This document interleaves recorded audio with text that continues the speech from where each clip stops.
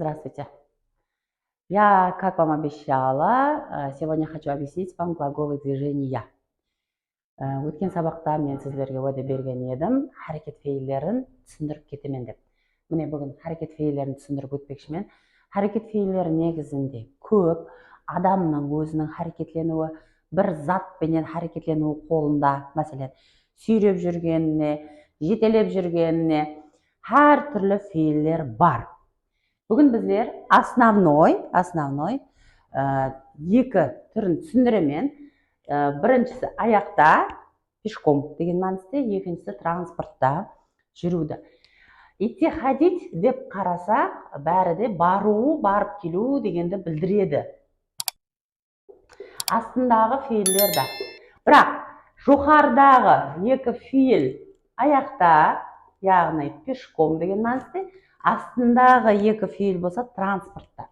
Аяғыңыз жерге тимесе болды. Транспорт деген уақытында көп оқушыларын түсінеді. Тек транспорт болғанда машина, жаңағы самолет, сондайлар түсінеді.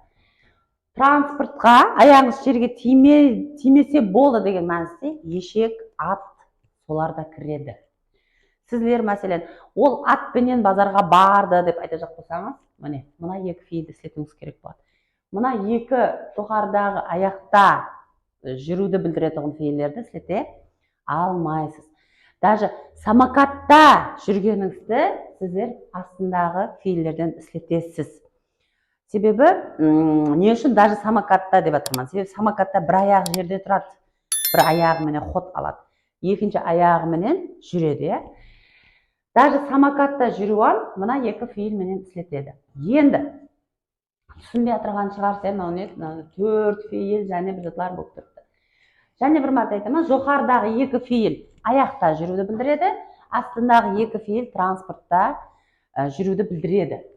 Идти, жүру, бару дегенді білдіреді, бірақ ходиттен farқлы жері идти деген тек бір тәрепке баратығын болсаңыз, иттиді істетесіз. Яғни тек баратқан жеріңізді айтатын болсаңыз, сол уақытта ғана иттиді істетеміз. Например, я иду на работу. Мен жұмысқа баратырман. Мен қазір жұмысқа баратырман. Бұл жерде тек жұмысқа баратырғаны айтылған. Жұмысқа барып келетұғыны, ямаса және басқа заттар қылатұғыны ешқандай мағлұмат жоқ. Бұл жерде тек жұмысқа баратырғаны, баратын жері жұмыс екенін білдіріп тұрыпты. Стрелканың өзіменен түсіндіріп қойған, бір тәрепке ғана әрекетленетұғын болсаңыз, идти істетесіз.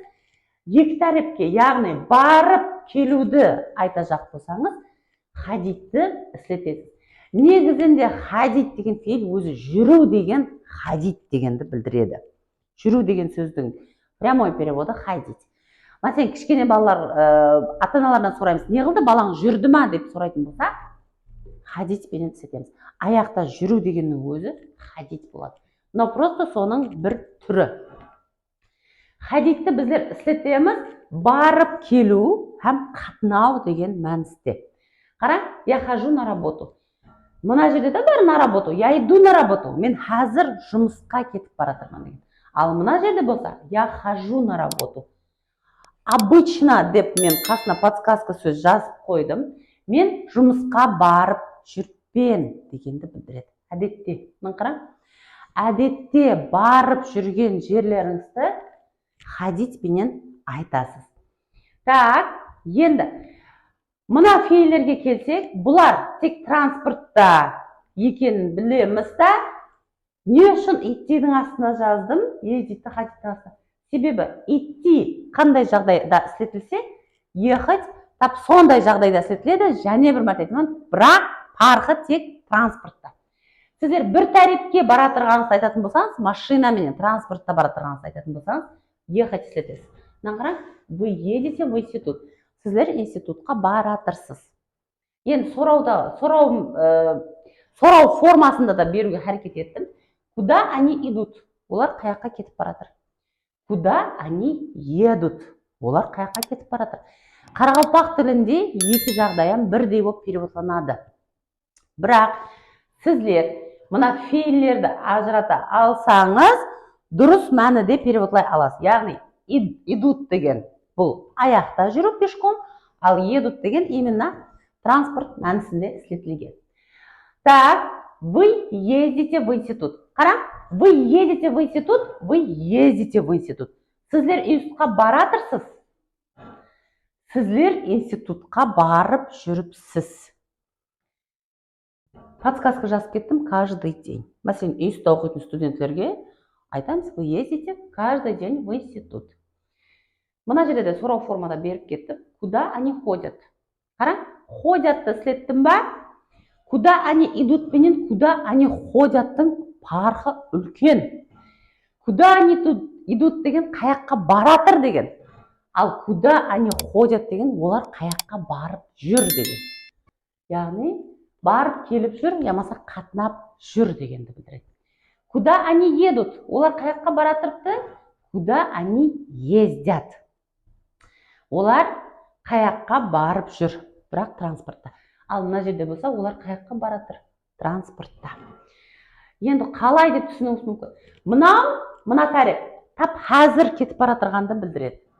Ал мына тариф болса, мына фейлер, харекет фейлері әдетте барып жүргенін, бірақ қазіргі мәқалде ол да күндегі болып атырған, әдетте болып атырған, қайталанатұғын іс-харекетті білдіреді. Бүгінгі өткен фейлеріміз әммеде бір қызығушылық әмме уақыт тудырады. Көп оқушыларым әмме парқын сұрайды. Құрметті тыңдаушыларым, сіздерге бүгінгі берген мағлұматларым аз ғана болса да жәрдем берді, һәм түсінікті болды деген үміттемін. Егер де осы фейлерді ажырата алмай жүрген достарыңыз болса, репост қыламыз, жібереміз. Ұнаған болса, лайк басамыз, һәм пікірлеріңізді комментарийларда жазып кетесіз. До свидания.